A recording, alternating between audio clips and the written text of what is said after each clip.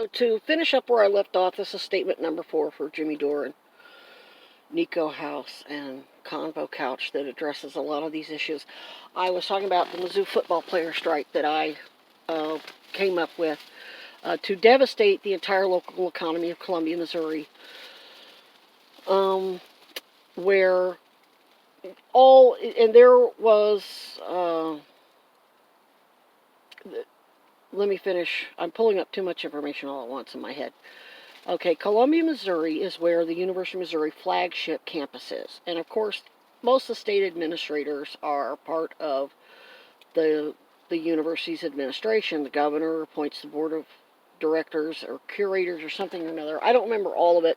I'm not going to go into all that detail, but the point is the population's only 80,000. Without, I would say, anywhere from 60 to 80,000 without the students. It's 110,000 with the students. Its actual black population is 13%, yet their arrest rate was 85% of the people arrested, or people of color.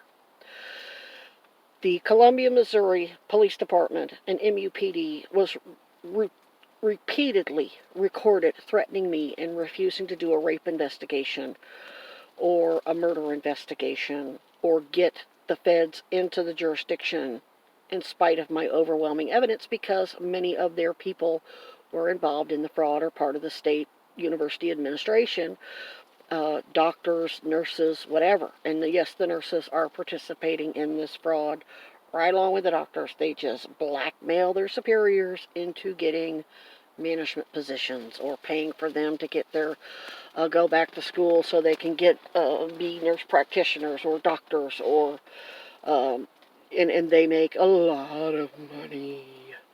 Once they get into administrative position, they get to participate in profiting from the unnecessary overhead that goes along with these bogus tax-exempt nonprofits, the healthcare systems.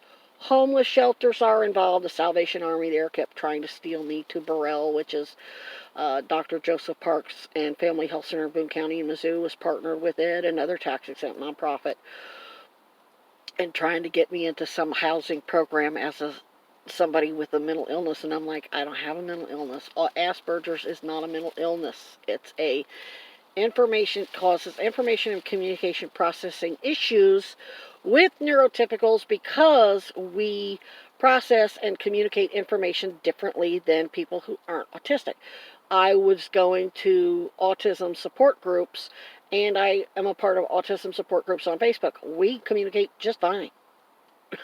That's not to say we're perfect. There's a lot of arguing in there and virtue signaling, and we're human like everybody else, but we don't have the same communication issues with each other as we do with neurotypicals. It's not a mental illness. There are those on the lower end of the spectrum who have really serious issues with functioning, with communicating, and it's probably very easily remedied with proper counseling, proper support, sedatives help. Oh, well, that's addictive. Well, not if you use it properly. And that's another thing. Addiction, there is a cure for it. I know what causes it. When you take any type of opioid that affects the pineal and pituitary gland and its production of natural opioids, plus it dehydrates you and depletes you of vitamins. That's what causes the hangover effect and rebound effect that makes you want more of the drug to make you feel normal. If they teach you how to properly hydrate, eat properly, take vitamin supplements, and microdose so that you don't have that, you can avoid chemical dependency and psychological addiction, which that's for people who become addicts because of therapeutic use. But it can also help people who go out and use other drugs that develop addictions. And I've been to AA, there are some people who are just assholes. It's their white privilege or male privilege. They think they're entitled to shit. It's their narcissism that causes problem with other people, that causes them drink. So I can't say there's any one cure for addiction, but there could be a whole lot more success rate. Plus, it depletes your natural feel-good hormones. If they had endocrinologists doing hormone studies and endocrinology panels, they can supplement those hormones to help you feel good in spite of not having that drug. And a lot of those hormones have healing properties. Because of my resistance training as a special forces person, I'm not as easily as intimidated as other people. Special forces, you threaten us, threaten our life, do damage to us, we're going to have a little fun. We may cuss you out and be under distress at first, but eventually we're going to process, we're going to take the situation and turn it to our advantage and party on your motherfucking ass. This is a little different for me because I'm going against the entire global establishment. They have trillions, I don't. The fact that I'm still alive in spite of stage 4 accelerated cancer that's been stage 4 for years, and getting a Social Security check for schizophrenia, which I don't have. That's how I got my first whistleblower number, through the Missouri Attorney General's Medicaid Fraud Task Force, while Josh Hawley was the Attorney General. But once I cooperated with Boston Homicide on the Sasha Minnow Curry case, sends me an email. Oh, you pretended to be a representative of our office and don't contact. We've gone over your information, and I hadn't even sent them anything yet. Nobody was giving me my medical records. The whistleblower packet wanted all of the details about how the scam worked, and I couldn't do it without the medical records. And Family Health Center in Boone County, where the Mo Health Net director was on staff, was refusing to give me my medical records. And I said, I need the records so I can audit them for Josh Hawley's office. I didn't say I work for the motherfucker. I'm a DNC whistleblower. He's a Republican who was being blasted in the news for not doing his job and claiming that the civil rights movement, the the gender roles and LGBT portion, the sexual revolution, which is the women's and LGBT portion of the civil rights movement, caused human trafficking. That's where human trafficking was born, out of the sexual revolution. And it was so stupid.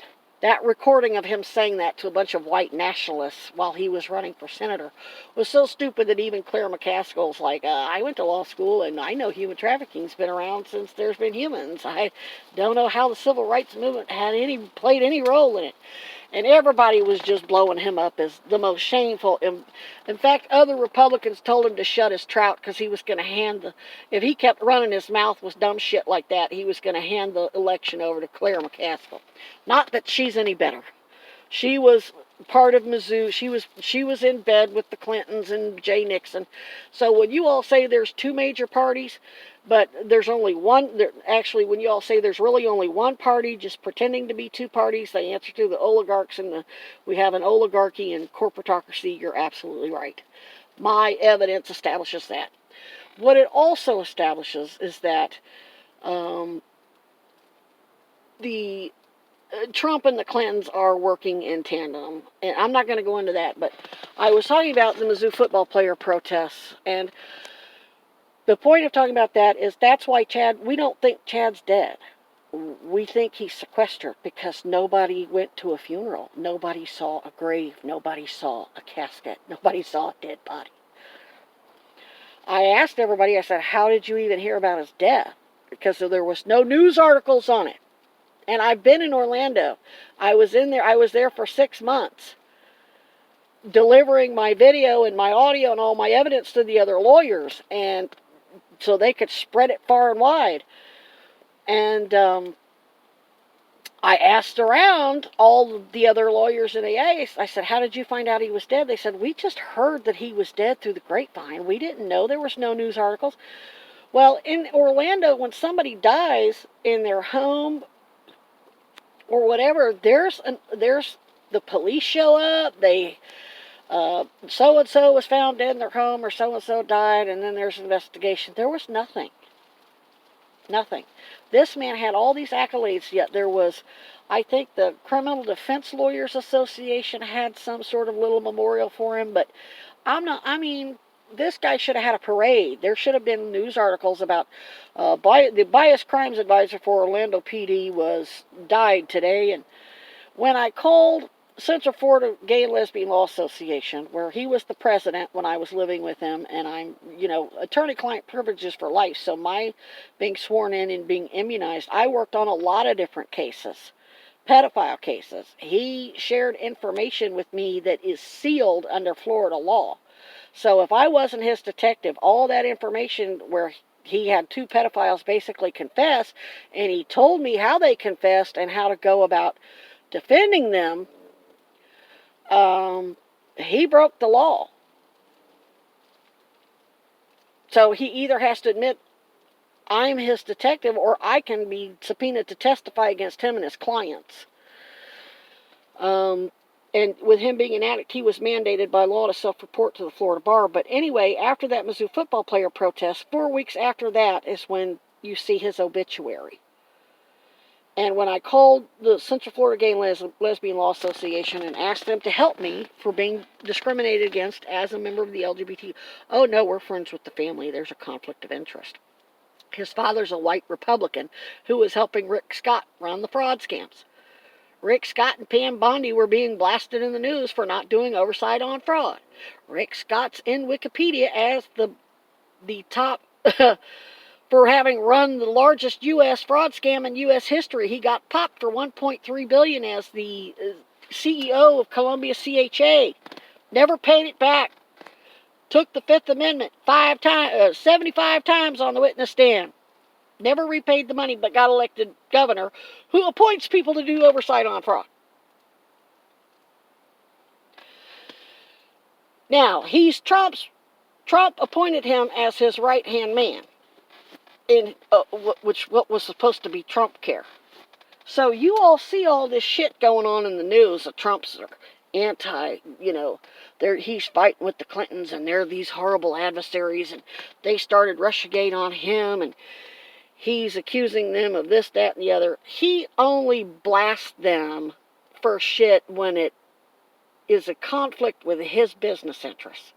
He ain't doing no oversight on the Epstein shit. He ain't doing no oversight on the healthcare fraud.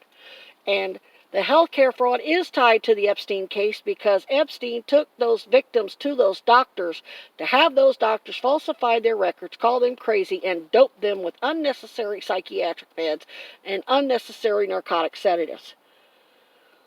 I read those articles. Those women were like, why on earth in God's name would you help this bastard?